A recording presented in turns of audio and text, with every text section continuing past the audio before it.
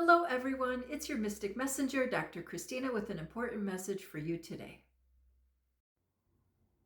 Today is Monday, November 17th, and it's a cloudy day here at Mount Shasta.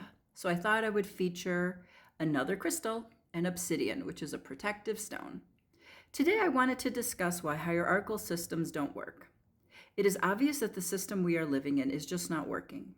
Although I am not a political expert, I do know a lot about psychology and human behavior. I will attempt to illustrate some of the basic flaws of our current system and why we keep repeating the same patterns with hopes that we could finally make some foundational changes and create a system that actually works. Within the United States, we have a system of government whereby we elect representatives to make decisions for us. The word governed is defined as to rule, control, or manage, which assumes that we have an inherent need for guidance, leadership, and that we need to be told what to do. With this ideology, we are essentially giving our power away. Our system is based on a hierarchical model and assumes that we are children.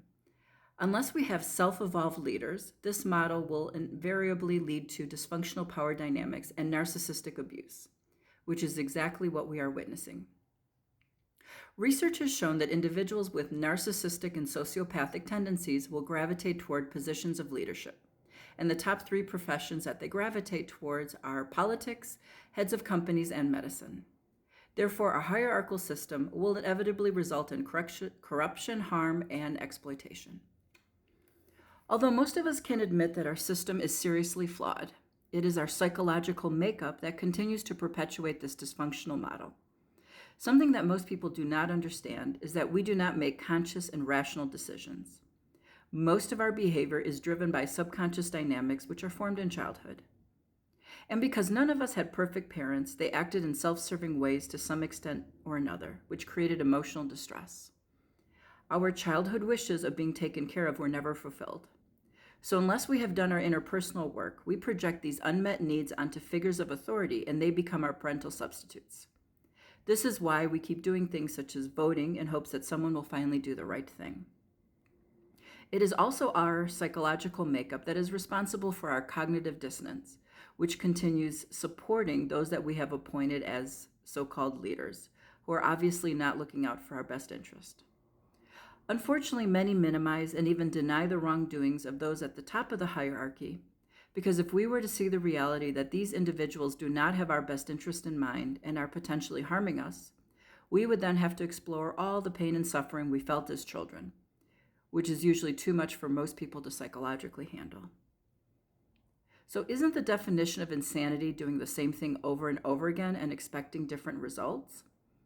If most of us can agree that politicians and heads of companies are narcissistic and corrupt, why are we trusting any of them?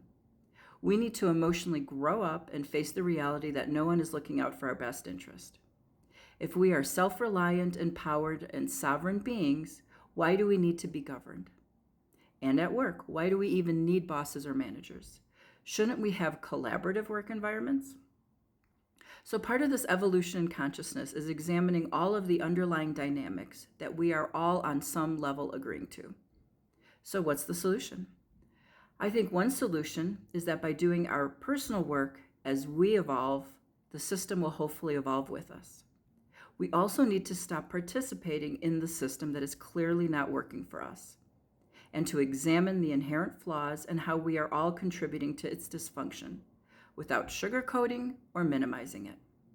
And most importantly, believing that something better is possible. And lastly, let's begin designing and creating cooperative models, not hierarchical ones.